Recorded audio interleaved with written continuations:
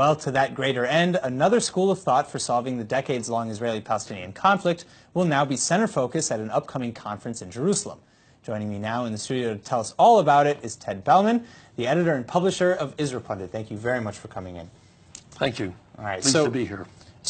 Thank you. My first question for you is, what is the idea that you'll be presenting at this conference? Well, as you know, Israel is looking for alternate solutions. Not everybody, but the majority want something different than a two-state solution.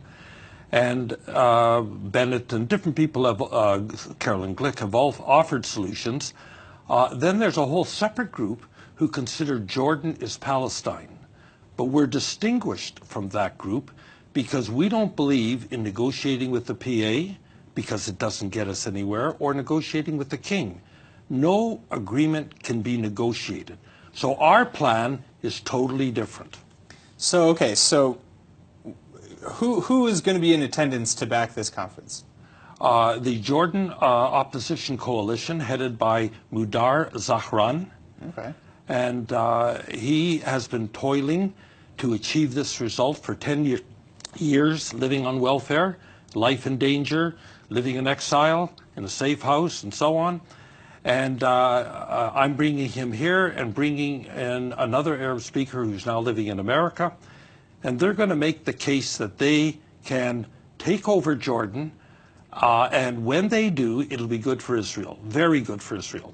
So first of all, I mean, it doesn't sound like this is some sort of fringe ideology. This is something that has gained a lot of traction. It's gained a lot of traction, but even more with the higher-ups, with the government on the quiet. They are very interested in the possibilities in this solution. Because if they come to power, and it's a separate issue, how do they come to power? Yeah, I want to know. You know, how do we assume power without negotiating with the Hashemites or with the we don't PA? even need consent of the people. We don't need consent of the Congress. This is an executive action like the removal of Mubarak. An executive action on whose behalf? Who is acting? U.S. So the U.S. would need to intervene and basically dissolve Jordan. Quietly. They'd enable it to happen. They would enable Jordan to fall and for a Palestinian state to rise in its ashes? Exactly. That's the solution. That's the heart of it. How would they ensure that the Palestinian state would be the one to rise? Because, first of all, the U.S. controls the Jordanian army and controls the intelligence service. And if they give them orders to install so-and-so in power, it'll get done.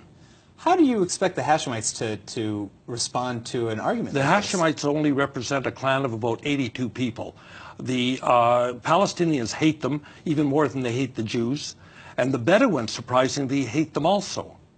So the king has no support, and his fall is imminent. Imminent, like within a year or two at the most.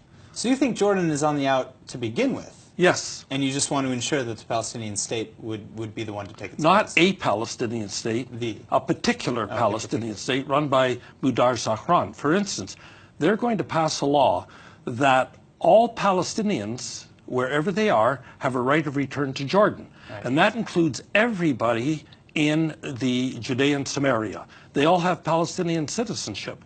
And they will have the right to go to Jordan, get benefits, and everything else. So that's what they're going to do. Plus, they want to normalize with us totally.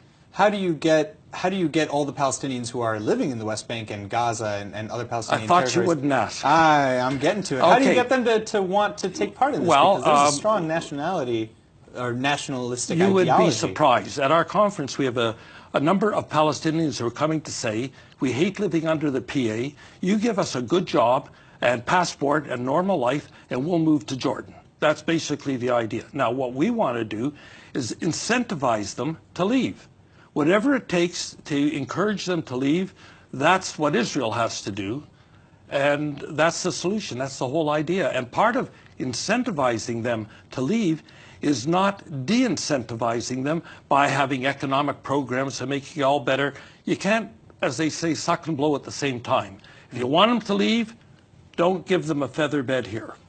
All right. Well, thank you for coming. I'm very interested to see what comes out of this conference. It's a fascinating ideology, and I'm very interested to see what comes out of this conference. Ted Bellman, thank you very much for coming. Thank you. All right.